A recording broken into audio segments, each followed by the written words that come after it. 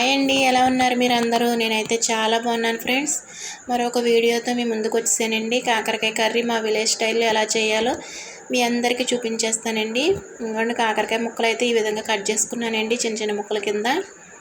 ఈ కూర కోసమని నేను 1/2 కేజీ కాకరకాయలు తీసుకున్నానండి. అవి గింజలు అన్నీ తీసేసి చక్కగా చిన్న చిన్న ముక్కలుగా కట్ చేసి పెట్టుకున్నాను ఫ్రెండ్స్.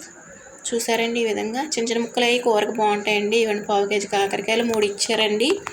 దాంట్లో కళ్ళు ఉప్పు వేసుకుని శుభ్రంగా ముక్కల్ని కడుక్కోవాలండి. ఈ విధంగా కడుక్కోవడం వల్ల కాకరకాయల్లో ఉన్న చేదు అనేది చాలా వరకు పోతుంది ఫ్రెండ్స్. ఉడకబెట్టడం వల్ల దాంట్లో ఉన్న విటమిన్స్ అన్నీ పోతాయండి. చాలామంది ఉడకబెడతారు, అలా కాకుండా ఈ విధంగా ఉప్పు వేసుకుని పిసుక్కుంటే కొంచెం చేదు అనేది పోద్దండి కంపల్సరీ. ఈ విధంగా చాలా బాగుంటుందండి కర్రీ అయితేని.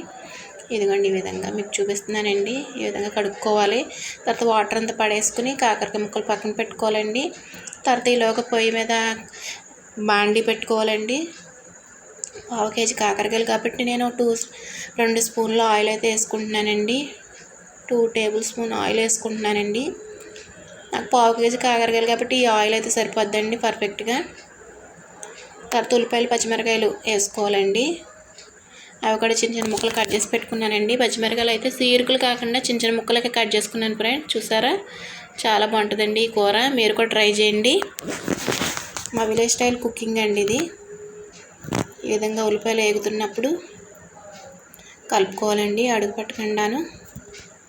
వీడియో నేనే తీసుకోవడం వల్ల కొంచెం ఫోన్ అనేది అటు ఇటు కదులుతూ ఉందండి. ఈ విధంగా కలుపుకోవాలండి. తర్వాత కడిగి పెట్టుకున్న కాకరకాయ ముక్కలు కొంచెం వాటర్ పిండేసుకోవాలండి చేతులతోటి. తర్వాత ఆ ముక్కలు అనేవి ఇందులో వేసేసుకోవాలి. ఇందులో కొంచెం కారం, పసుపు, ఉప్పు ఈ 3 వేసుకుని మూత పెట్టాలండి. చాలాసేపు మగ్గాలి. చాలా చిన్న మంట మీద ఈ కూర చేసుకోవాలండి. నేను ముందైతే మంట పెట్టాను, తర్వాత అయితే మంట అనేది తగ్గించేసాను ఫ్రెండ్స్. ఈ విధంగా ముక్కలన్నీ వేసుకుని కలుపుకోవాలండి. ఉప్పు కొంచెం ముందే వేసుకుంటే ఉల్లిపాయ ముక్కలు మగ్గుతాయండి.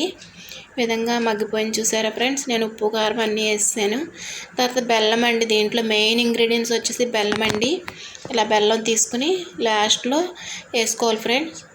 బెల్లంతో కూడా కొంచెం వేగనివ్వాలండి. చాలా బాగుంటుంది ఫ్రెండ్స్ ఈ కూర. మీరు కూడా ట్రై చేయండి.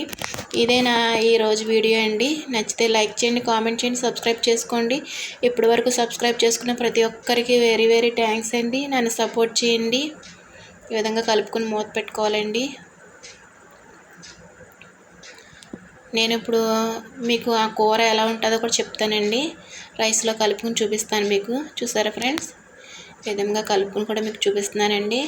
టేస్ట్ అయితే వేరే లెవెల్ అండి. ప్లీజ్ మీరు కూడా ట్రై చేయండి ఫ్రెండ్స్. ఇదే నా ఈ చిన్న వీడియో అండి. మీరు కూడా ట్రై చేయండి ఫ్రెండ్స్. ఎలా ఉందో కామెంట్ చేయండి. ఓకే ఫ్రెండ్స్, బాయ్ అండి.